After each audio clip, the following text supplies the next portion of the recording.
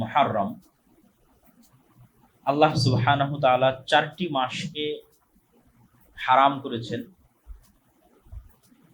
এবং পবিত্র কোরআনে আয়াত অবতীর্ণ করে সেটা স্পষ্ট করেছেন। ইন্না ইদ্দাতাশ শুহুরি ইনদাল্লাহ 12 শাহরান ফি কিতাবিল্লাহ। যেই দিন থেকে আল্লাহ আসমান এবং জমিন সৃষ্টি করেছেন ওই দিন থেকে আল্লাহর গণনায় মাস হচ্ছে 12টি। যেই দিন থেকে আল্লাহ আসমান এবং জমিন সৃষ্টি করেছেন ওই দিন থেকে লাউহে মাহফুজে আল্লাহ সুবহানাহু তাআলার গণনায় মাস 12টি। তথা 12 মাস মানুষের আবিষ্কার নয়, আল্লাহর নির্ধারণ। পৃথিবী যেদিন থেকে সৃষ্টি হয়েছে সেই দিন থেকে। মিনহা আরবাআতুন হুরুম, আর ওই দিন থেকে 4টা মাস হারাম। হারাম শব্দের অর্থ হচ্ছে রেস্ট্রিক্টেড, নিষিদ্ধ। অনেক সময় কোনো কিছু নিষিদ্ধ হয় নিকৃষ্টতার কারণে, আর অনেক সময় কোনো কিছু নিষিদ্ধ হয় সম্মানের কারণে। নিষিদ্ধ মানে নিকৃষ্টতা নয়, কখনো নিষিদ্ধ হয়েছে সম্মানের কারণে। যেমন আপনারা বলেন যে মাহরাম, মেয়ের সাথে মাহরাম যেতে হবে। মাহরাম মানেও কিন্তু হারাম। কি হারাম? ওই মেয়ের সাথে যার বিবাহ হারাম সে তার মাহরাম। যেমন মেয়ের সাথে তার পিতার বিবাহ হারাম, নিষিদ্ধ। তো এই নিষিদ্ধ মানে একজন আরেকজনের জন্য নিকৃষ্ট না। হারাম কখনো নিকৃষ্টতার কারণে এবং কখনো সম্মানের কারণে। তাহলে ঠিক তেমনি সম্মানের কারণে হারাম কি? প্রাইম মিনিস্টার যে এরিয়ায় আছে, সংসদ ভবন যে এরিয়া আছে, রেস্ট্রিক্টেড এরিয়া। ক্যান্টনমেন্ট যে এরিয়া আছে, নিকৃষ্ট হওয়ার কারণে রেস্ট্রিক্টেড না, অনেক দামি হওয়ার কারণে রেস্ট্রিক্টেড। অনেক দামি ভিআইপি পার্সনরা সেখানে আছে, রাষ্ট্রের গুরুত্বপূর্ণ দামি জিনিস রেস্ট্রিক্টেড, নিষিদ্ধ। তো এইরকমই আল্লাহ সুবহানাহু তাআলার বিধানে কিছু শহর হারাম, কিছু এলাকা হারাম, কিছু মাস হারাম।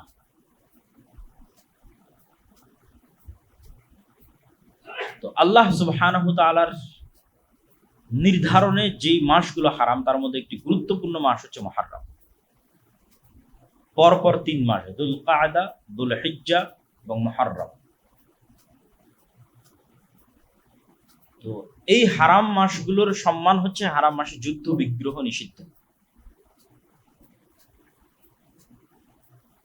যুদ্ধ বিগ্রহ নিষিদ্ধ মানে নিজে থেকে শুরু করা নিষিদ্ধ। এটাই হারাম মাসের সম্মান। যে কোনো মুসলিম শাসক, কোনো মুসলিম খলিফা এই 4 মাসে নিজে থেকে যুদ্ধ স্টার্ট করতে পারবে না, বরং তার কোনো যুদ্ধ বন্ধ করার ক্ষমতা থাকলে বন্ধ করবে এই 4 মাসে। আর যদি যুদ্ধ চাপিয়ে দেওয়া হয় তথা আমার উপর কেউ হামলা করতেছে, তখন তার কিছু করার নাই। তখন আল্লাহ অনুমতি দিয়েছে যে ঠিক আছে, যতটুকু তোমাদের উপর জুলুম হচ্ছে তোমরা ততটুকু জুলুমের প্রতিবাদ করো। কিন্তু নিজে থেকে হারাম মাসে যুদ্ধ শুরু করা যাবে, মারামারি, গন্ডগোল, ফাটাফাটি শুরু করা যাবে। শান্তি বিরাজ রাখতে হবে। এবং এই বিধান মক্কার মুহাম্মদ সাল্লাল্লাহু আলাইহি ওয়াসাল্লাম আসার পূর্বের কাফেররা অনুসরণ করত। কাফের মুশরিকদের কাছে হারাম মাসের গুরুত্ব ছিল। আর হারাম এরিয়া হচ্ছে মক্কা এবং মদিনা। মক্কাকে হারাম করেছে ইব্রাহিম আলাইহিস সালাতু ওয়াস সালাম, মদিনাকে হারাম করেছে মুহাম্মদ সাল্লাল্লাহু আলাইহি ওয়াসাল্লাম। তো মুহররম মাসের 10 তারিখ, আশুরা মানে দশম, 10th। আরবিতে 10-এর আরবি হচ্ছে আশারা, 10। ওইটাকে যখন দশম ম যুক্ত করা হয়েছে তখন আরবিতে হচ্ছে আশুরা, দশম দিন। 10 থেকে দশম, তাহলে আশারা থেকে আশুরা, 10 থেকে দশম। মুহররম মাসের দশম দিন। তো মুহররম মাসের দশম দিনের কি গুরুত্ব? এমনি অসংখ্য জয়ীফ হাদিস আছে, জাল হাদিস আছে যে সবকিছুই মুহররম মাসের 10 তারিখ। আল্লাহ পৃথিবী সৃষ্টি করেছে এই দিনে, পৃথিবী ধ্বংস হবে এই দিনে, আদম সৃষ্টি করেছেন এই দিনে। এরকম অসংখ্য কিছু রিওয়ায়াত আছে যেগুলো সরাসরি নির্ভরযোগ্য সূত্রে প্রমাণিত না। নির্ভরযোগ্য সূত্রে প্রমাণিত কি? নির্ভরযোগ্য সূত্রে প্রমাণিত একটাই, সেটা যে ইয়াউমা নাজাল্লাহু সুবহানাহু তাআলা ইয়া বানি ইসরাঈল আযকুরু নি'মাতি আল্লাতী আন'আমতু আলাইকুম। হে বানু ইসরাইল, স্মরণ করো আমার নিয়ামতের কথা। ওয়াইজ নাজ্জাইনাকুম মিন আলি ফিরআউন ইয়াসুমুনাকুম সুআল আযাব ইযাববিহুনা আবনাআকুম ওয়া ইস্তাহইউনা নিসাআকুম ওয়া ফি যালিকুম বালাউম মির রাব্বিকুম আযীম। স্মরণ করো সেই দিনের কথা যেই দিন আমি তোমাদের ফিরআউন থেকে মুক্তি দিয়েছিলাম। ফেরাউন কি করতো? ইয়াসুমুনাকুম সুআল আযাব, নিকৃষ্ট আযাব দিত তোমাদের। কিভাবে আযাব দিত? ইযাববিহুনা আবনাকুম, তোমাদের ছেলে সন্তানদের জবাই করতো। ওয়া ইস্তাহয়ুনা নিসাআকুম, তোমাদের মেয়েদের বাঁচিয়ে রাখতো। কি দয়ায় বাঁচিয়ে রাখতো মেয়েদের? না, একদিকে পুরুষকে হত্যা করা হচ্ছে, আর একদিকে পরিবারের সম্মান, মেয়েদেরকে বাঁচিয়ে রাখা হচ্ছে দাসত্ব করার জন্য, প্র্যাকটিক্যাল দাসত্ব করার জন্য, আর পুরুষদেরকে হত্যাই করা হচ্ছে। তাহলে মেয়েদেরকে বাঁচিয়ে রাখা হচ্ছে লাঞ্ছনা, যে একটা জাতির লাঞ্ছনা এবং একটা পরিবারের লাঞ্ছনার সবচেয়ে বড় আলামত যে ওই বাড়ির স্ত্রী, ওই বাড়ির মেয়ে, ওই বাড়ির মা মানুষের দাস, মানুষের দাস। রিযাববিহুনা আবনাকুম, তোমাদের পুরুষদের হত্যা করে, ওয়াস্তাহয়ুনা নিসাআকুম, তোমাদের মেয়েদের বাঁচিয়ে রাখা হচ্ছে দাস হিসেবে। এই ভয়ঙ্কর শাসকের নাম হচ্ছে ফেরাউন। আমি মুক্তি দিয়েছি। ওয়াইজ ফারাকনা বিকুমুল বাহরা, সমুদ্রকে চিরে দিয়েছি তোমাদের জন্য, যেন তোমরা ফেরাউনের কবল থেকে মুক্তি পাও। ওয়া আগরাকনা আলা ফিরআউন, আর ফেরাউনকে ডুবিয়ে দিয়েছি এই সমুদ্রে। এটা পৃথিবীর ইতিহাসে যতগুলো বড় ঘটনা আছে, তার মধ্যে বিশাল বড় ঘটনা হচ্ছে বানু ইসরাইলের মুক্তি পাওয়া আর ফেরাউনের ডুবে যাওয়া মুসা আলাইহিস সালাতু ওয়াস সালামের মাধ্যমে, এবং সমুদ্র চিরে দ্বিখণ্ডিত হয়ে যাওয়া। এই ঘটনা যেই দিন ঘটেছে সেটাই মুহররমের 10 তারিখ, এবং আজও ইহুদিদের কাছে এই দিন খুবই সম্মানিত, এবং তারা এই দিনের যে নামে তারা উদযাপন করে সেটা হচ্ছে ইয়ম কিপ্পুর। হিব্রু ভাষায় যেটাকে আমরা আশুরা বলছি ওটাকেই বলা হয় ইয়ম কিপ্পুর। তো রাসূলুল্লাহ সাল্লাল্লাহু আলাইহি ওয়াসাল্লাম যখন মদিনায় গেলেন, তখন মদিনার ইহুদিরা এই দিনে সিয়াম পালন করত। তখন রমজানের সিয়াম আসেনি। তো রাসূল সাল্লাল্লাহু আলাইহি ওয়াসাল্লাম বললেন, তোমরা কেন এই দিনে সিয়াম পালন করো? তো বললো এই ঘটনা। আল্লাহ নবী বললেন, ফানাহনু আহাক্কু আওলা বিমূসা মিনকুম, বলছে মুসার খুশিতে খুশি হওয়ার হকদার তোমাদের চাইতে আমি বেশি। কেন? মুসা যেই তাওহীদের দাওয়াত দিত, যেই সিরাতে মুস্তাকিমের দাওয়াত দিত, এবং যেই ধারাবাহিক নবুয়তের ধারাবাহিকতায় মুসা, তারপরে আরো পরে ঈসা আলাইহিস সালাতু ওয়াস সালাম, সেই ধারাবাহিকতায় আমি মুহাম্মদ সাল্লাল্লাহু আলাইহি ওয়াসাল্লাম। তাহলে মূলত মুসা আলাইহিস সালাতু ওয়াস সালামের সকল কষ্টে কষ্ট পাওয়ার এবং সকল খুশিতে খুশি হওয়ার মূল হকদার হচ্ছে আমি। কেন? তোমরা এখন নামে মুসা আলাইহিস সালাতু ওয়াস সালামের অনুসারী, কিন্তু কাজে পথভ্রষ্ট, অভিশপ্ত। তো রাসূল সাল্লাল্লাহু আলাইহি ওয়াসাল্লাম সিয়াম পালন করলেন, এবং ইহুদিদের বিরোধিতার খাতিরে একদিন আগে অথবা একদিন পরে আরেকটা সিয়াম তিনি অতিরিক্ত করে দিলেন। 10ম দিনের আগে 9 তারিখ, অথবা 10ম দিনের পরে 11 তারিখ, যাতে আহলে কিতাব তথা ইহুদিদের থেকে মুসলমানের ইবাদত একটু হলেও আলাদা হয়। তো রাসূলুল্লাহ সাল্লাল্লাহু আলাইহি ওয়াসাল্লাম দুটো হাদিস, আফজালুস সিয়াম বা'দা রমাদান শাহরুল্লাহিল মুহাররম, রমাজানের পরে আল্লাহর নিকটে সবচেয়ে শ্রেষ্ঠ সিয়াম হচ্ছে মুহররম মাসের সিয়াম। আর আরেকটা হাদিসে রাসূল সাল্লাল্লাহু আলাইহি ওয়াসাল্লাম বলেন, সিয়াম ইয়াউম আশুরা আহতাসিবু আলাল্লাহ আন ইউকাফফিরা সানাতাল্লাতী ক্বাবলাহ। আমরা কিছুদিন পূর্বে আরাফার সিয়াম রেখেছিলাম, 1 বছর আগের এবং 1 বছর পরের গুনাহ। আর রাসূল সাল্লাল্লাহু আলাইহি ওয়াসাল্লাম এটাতে বলছেন আশুরাতে 1 বছর পূর্বের গুনাহ। আল্লাহ সুবহানাহু ওয়া তাআলা আশুরার একদিন সিয়ামে মানুষের 1 বছরের পূর্বের গুনাহ ক্ষমা করে দেবেন। কিন্তু দুঃখের বিষয় হচ্ছে এই আশুরাকে নিয়ে আমাদের সমাজে অনেক আকীদাগত বিভ্রান্তি আছে। আর এই বিভ্রান্তির একটা ঘটনাও আছে কাকতালীয়। সেটি হচ্ছে হোসাইন রাদিয়াল্লাহু তাআলা আনহুর মৃত্যু। হাসান এবং হোসাইন রাদিয়াল্লাহু তাআলা আনহুমার প্রতি ভালোবাসা ঈমানের অঙ্গ। আলী রাদিয়াল্লাহু তাআলা আনহুর প্রতি ভালোবাসা ঈমানের অঙ্গ। সকল সাহাবীদের প্রতি ভালোবাসা ঈমানের অঙ্গ।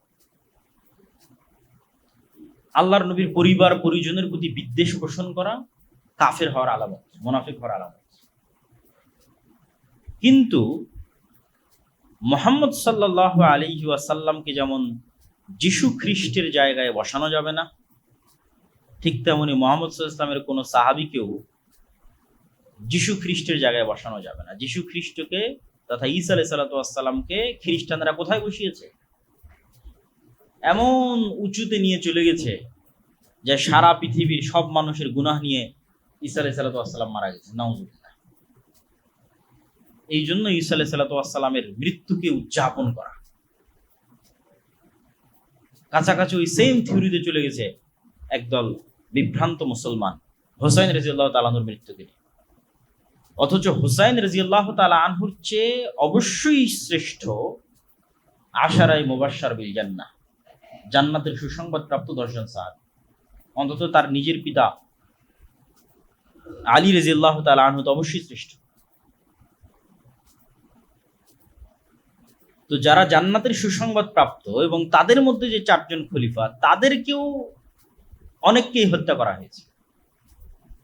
ওমরকে হত্যা করা হয়েছে, ওসমানকে হত্যা করা হয়েছে রাদিয়াল্লাহু তাআলা আনহু।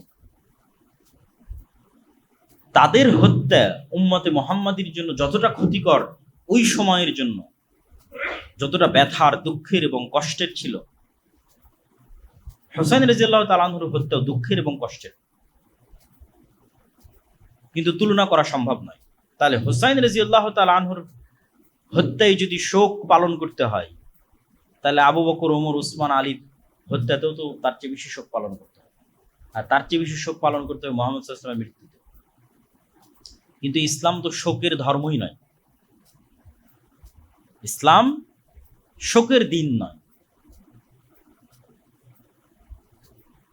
সর্বোচ্চ স্বামীর মৃত্যুতে মানুষ শোক পালন করতে পারে 4 মাস 10 দিন, সর্বোচ্চ।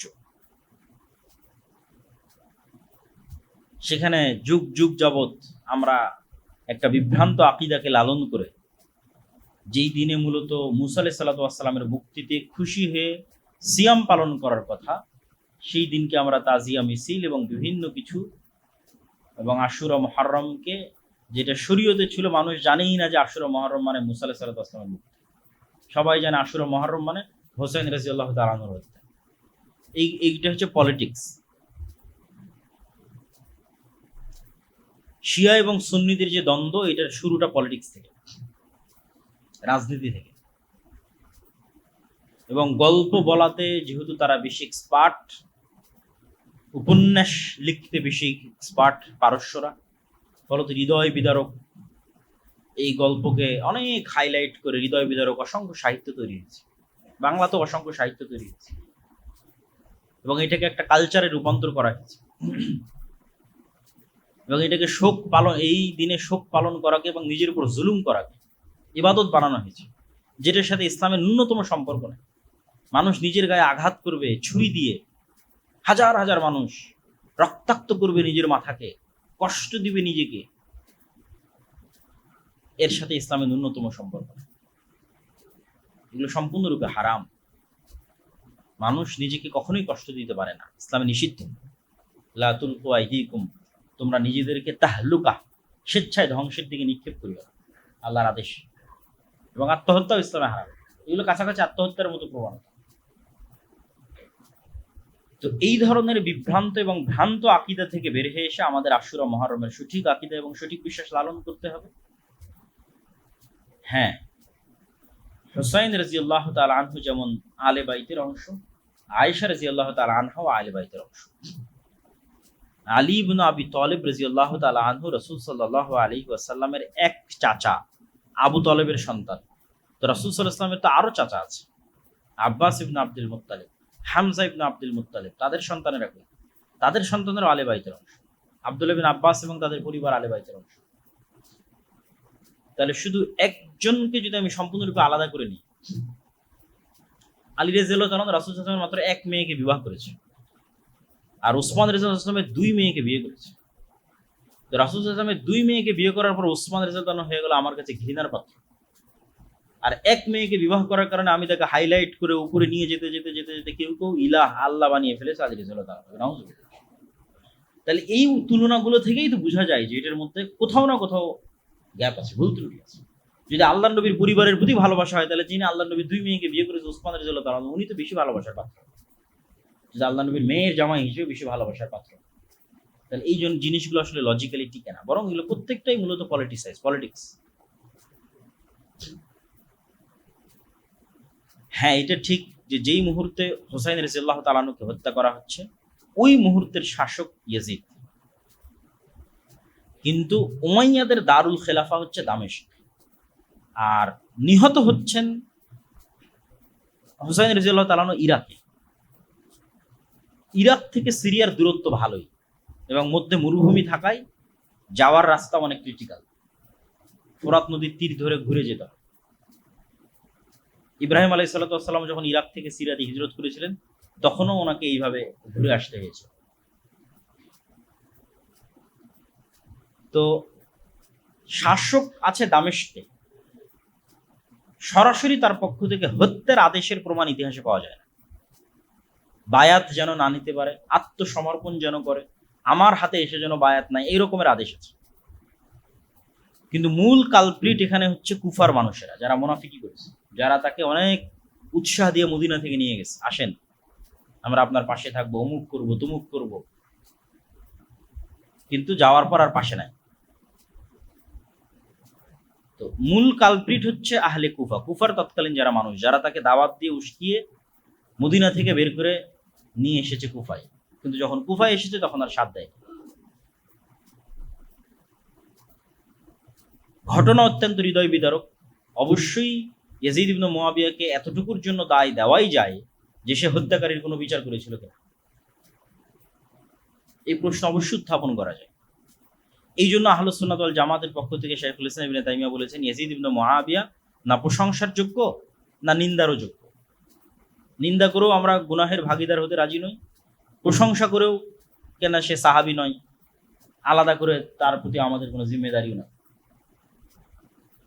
কিন্তু এইটার কারণে তার পিতা মুআবিয়া রাদিয়াল্লাহু তাআলা আনহুকে দায় দেওয়া, তখন তিনি পৃথিবীতে নাই, উনি অনেক আগে পৃথিবী থেকে চলে গেছেন। মুআবিয়া রাদিয়াল্লাহু তাআলা আনহু আরেক সাহাবীর সন্তান, যে আবু সুফিয়ান, মুআবিয়া ইবনে আবি সুফিয়ান। আবু সুফিয়ান হচ্ছে আবু জাহালের পরে মক্কার কুরাইশদের নেতা।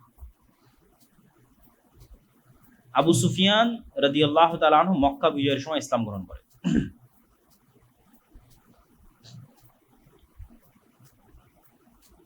এবং আবু সুফিয়ান রাদিয়াল্লাহু তাআলা আনহু এবং তার সন্তান মুআবিয়া রাদিয়াল্লাহু তাআলা আনহু রাসূল সাল্লাল্লাহু আলাইহি ওয়াসাল্লামের অনেক নিকটস্থ এবং অনেক কাছে।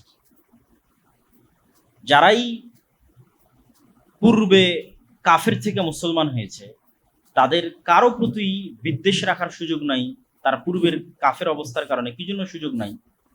ওমর রাদিয়াল্লাহু তাআলা আনহু তো পূর্বে কাফের ছিলেন, মুশরিক ছিলেন, রাসূল সাল্লাল্লাহু আলাইহি ওয়াসাল্লামের শত্রু ছিলেন। খালিদ বিন ওয়ালিদ এক যুদ্ধে মুহাম্মদ সাল্লাল্লাহু আলাইহি ওয়াসাল্লামের বিরুদ্ধে বিজয় অর্জন করেছে, উহুদের যুদ্ধে। পরে খালিদ বিন ওয়ালিদ তো সব যুদ্ধে মুসলমানদের নেতৃত্ব দিয়েছে। আজ যতদূর পর্যন্ত মুসলমানদের সীমানা সবই খালিদ বিন ওয়ালিদের অবদান। তাহলে যেই কারণে আপনি ওমর রাদিয়াল্লাহু তাআলা আনহুকে ঘৃণা করতে পারেন না, খালিদ বিন ওয়ালিদকে পারেন না, ওই কারণে আবু সুফিয়ান এবং মুআবিয়া বিন আবু সুফিয়ানকে পারেন না। বরং ঘৃণা করা তো বহু দূরের কথা, ঘৃণা রাখলে মানুষ কাফের হয়ে যেতে পারে। এই জন্য একটা প্রশ্নের উত্তরে একজন সালাফ বলেছেন যে ওমর ইবনে আব্দুল আজিজ বেশি শ্রেষ্ঠ না মুআবিয়া ইবনে আবি সুফিয়ান বেশি শ্রেষ্ঠ? কেন ওমর ইবনে আব্দুল আজিজের শাসনকালকে মানুষ খোলাফায়ে রাশেদার শাসনকালের সাথে তুলনা করত, অথচ ওমর ইবনে আব্দুল আজিজ সাহাবী নয়, উমাইয়া খেলাফতের একজন শাসক। তখন একজন সালাফে সালিন উত্তরে বলেছেন যে ওমর ইবনে আব্দুল আজিজের সারা জীবনের আমল আর মুআবিয়া ইবনে আবি সুফিয়ানের একটা সিজদা যারা রাসূল সাল্লাল্লাহু আলাইহি ওয়াসাল্লামের সাথে দিয়েছে, দুইটার তুলনা হবে না। সাহাবীদেরকে ওই সর্বোচ্চ মর্যাদার জায়গা দিয়ে রাখতে হবে। ফলত এই নিকৃষ্ট পলিটিক্সের মধ্যে ঢুকে ঈমান হারানো অত্যন্ত বড় একটি শয়তানের ষড়যন্ত্র। এই ষড়যন্ত্রে আমাদের পা দেওয়া যাবে না।